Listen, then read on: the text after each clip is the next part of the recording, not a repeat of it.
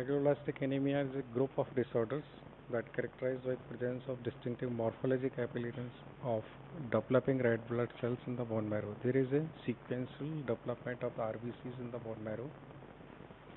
For the maturation of RBCs required some cofactors like vitamin B12 and the folic acids. So maturation process is stopped in the form of megaloblast. So RBCs in the peripheral blood film you can see in the form of megaloblast. It is enlarged, known as megaloblastic anemia. Marrow is usually hypercellular because there is a production of cells is increased. That's why there is a hypercellular anemia is based on ineffective erythropoiesis. There is a not proper erythropoiesis for the maturation of RBCs. The cause is usually deficiency, either vitamin B12 or there is a folate deficiency. Megaloblastic anemia occurs because of genetic or there may be acquired causes responsible for the defect in metabolism of these vitamins or because of defect in the DNA synthesis in the RBCs. That may not be related to vitamin B12 or folic acid. That may be due to other reasons. That is genetic cause. Cause of megaloblastic anemia: first, there is a cobalamin deficiency or abnormality of cobalamin metabolism, folate deficiency or abnormal metabolism. Some other drugs responsible, like antifolate drugs, that causes deficiency of folic acid, like methotrexate. Independent of either a cobalamin or there is a folate deficiency or there is a resistance to cobalamin and folate therapy, both. Some cases of acute myeloid leukemia, myelodysplastic syndromes also causes these deficiencies. So therapy with drugs interfering with the synthesis of DNA, like anti-cancer drugs in the form of chemotherapy, like hydroxyurea 6 mercaptopurine as a T abnormal cytosine aravinocytes. These are causing DNA synthesis impairment, causing myeloblastic anemias. Cobalamin, it's vitamin B12, exists in the number of different chemical forms like cyclocobalamin, methylcobalamin, hydroxycobalamin, but all have a cobalt ring in the center of coring ring. In nature, vitamin is mainly in the 2-deoxyadenosyl or adeno form, which is located in the mitochondria of cells, and it is a cofactor for the enzymes L-methylmalonyl coenzyme A, that is main enzyme in the action of these enzymes.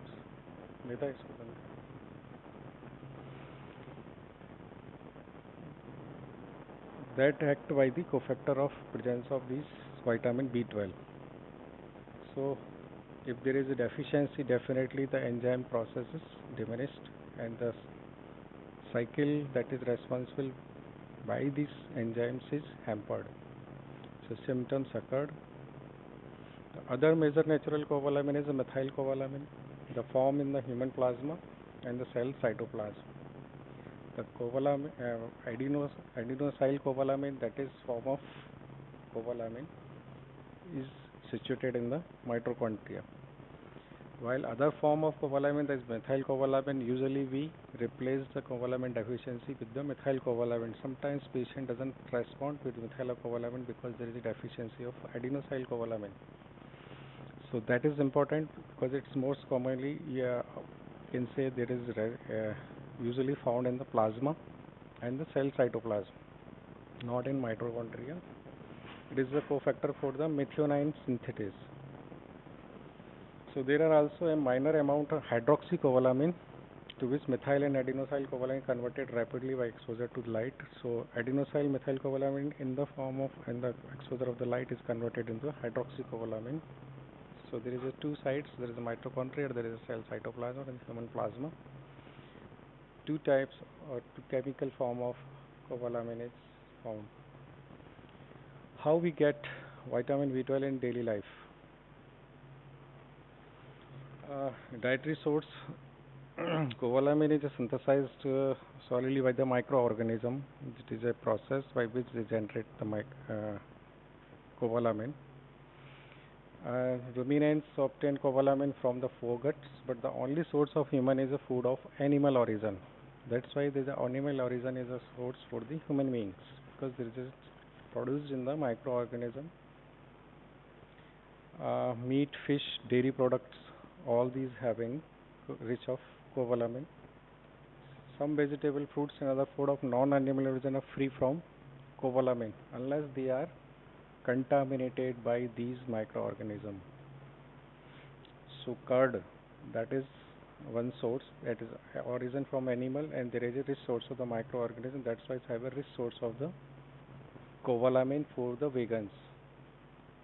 So on normal Western diets that contain 5 to 30 microgram of cobalamin daily, adult daily dose are the losses are the 1 to 3 micrograms and above from the urine and feces, and because the body doesn't have the ability to degrade cobalamin, daily requirements are also same, 1 to 3. That is the daily requirement if there is no deficiency. So body store are of order of 2 to 3 milligram. That is sufficient for the up to 3 to 4 years. So cobalamin deficiency doesn't appear immediately because there is a rich storage in every human being until unless there is a severe deficiency that causing the symptom. Absorption, how will it absorb in the human body? Two mechanisms for the cobalamin absorption. One is passive and other is active. The passive that is occurring equally through the buccal mucosa, duodenal absorption, ileal absorption, so the ileal mucosa, duodenal mucosa and the buccal mucosa, by which we absorb the vitamin B12 passively. It is a rapid but extremely inefficient. Less than 1% of our oral dose being absorbed by this process. If we supplement patients who are deficient with the cobalamin, if by the route of intestine or the buccal mucosa, sublingual form, so there is a lesser amount is absorbed. So normal physiological mechanism is only the active form, and it occurs throughout the ileum, and it is efficient for small oral doses, even or small doses in the or few microorganisms that is originate from the animal sources and mediated by the gastric intrinsic factor that is responsible by the absorption by the binding of cobalamin. Intrinsic factors that produce in the gastric mucosa by the parietal cells that bind with the cobalamin and form a complex that pass to the ileum, where the intrinsic factor attached to the specific receptors in the microvillous membrane of the enterocyte in the ileum and causes absorption, and that is receptor is known as cubilin in the enterocytes in the ileum. Cubilin is present in the yolk sac and renal proximal tubular epithelium. Other side that is cubilin is found is the renal PCT and the yolk sac in the egg. Cubilin appears to traffic by means of aminolase and endocyte receptor protein that direct sublocalization, and then the endocytosis mechanism of cubilin, which is ligand with the IF and covalent complex, and there is a process by which it reaches to the enteric circulation. And after a delay of about 6 hours, cobalamin appears in the portal blood. That is attached with the transcobalamin 2. So after absorption, transcobalamin 2 comes in action and it causes is targeted towards the portal blood. Transport, two main cobalamin transport proteins exist in human plasma. Both bind with the cobalamin. One is molecule for the one molecule of the cobalamin. So there is a 1-to-1 ratio.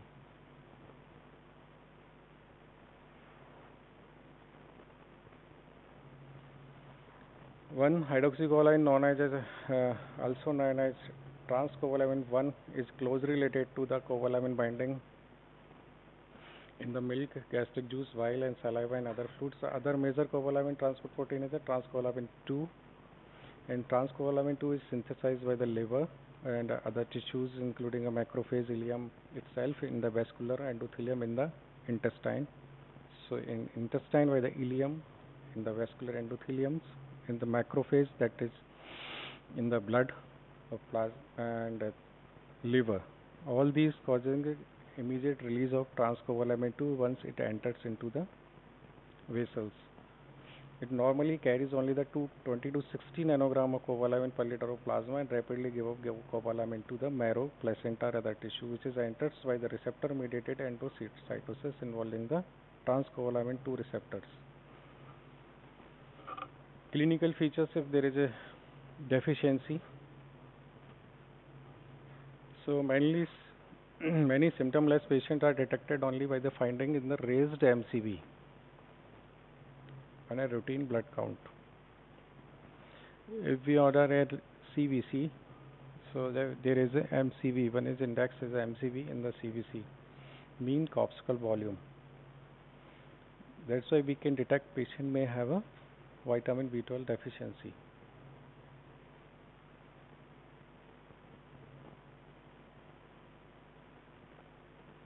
Main clinical feature in severe cases are anemia. Definitely there will be anemia. There is decreased production of RBCs, so patient comes in a form of anemia. Anorexia, loss of appetite, and there may be later on stage there may be weight loss, diarrhea or constipation. So patient may have constipated or diarrhea. There is altered bowel habits. Weight loss, definitely there may be a decreased absorption, so there is a altered flora in the gut, so that's why patient have a loss of appetite and comes in the form of weight loss. And definitely there is anemia, and some vitamin B12 itself causes glossitis, angular chelosis and mild fever in the severely anemic patients, and jaundice in unconjugated form because there is a liver is involved. So conjugation is hampered and ultimately patient may have an unconjugated bilirubinemia in the form of jaundice and the reversible melanin skin hyperpigmentation. That also occurs with the deficiency of folate and cobalamin. So darkening of skin also can be seen in the patient of severely vitamin B12 deficiency. Thrombocytopenia sometimes leads to bruising. They may be aggravated by vitamin C deficiency or alcohol. If patient of megaloblastic anemia having consumption of alcohol, or there is a side-by-side deficiency of vitamin C, the chances of thrombocytopenia can be seen. That is important. Anemia and low leukocyte counts also predispose to patient to the different type of infections. So patient is easily get infections, particularly of the respiratory and urinary tract infections. So patients with vitamin B12 deficiency may have UTI and URI. Cobalamin deficiency has also been associated in a few studies with the impaired bacterial functions of the phagocytes in the osteoporosis. Because there is a impairment in the function of phagocytes, that's why patient have easily get infections with the upper respiratory tract and the UTI. So it's about the vitamin B12 deficiency. In the next class we will discuss how will you treat a case of vitamin B12 deficiency in the different stages: mild deficiency, moderate and severe deficiencies.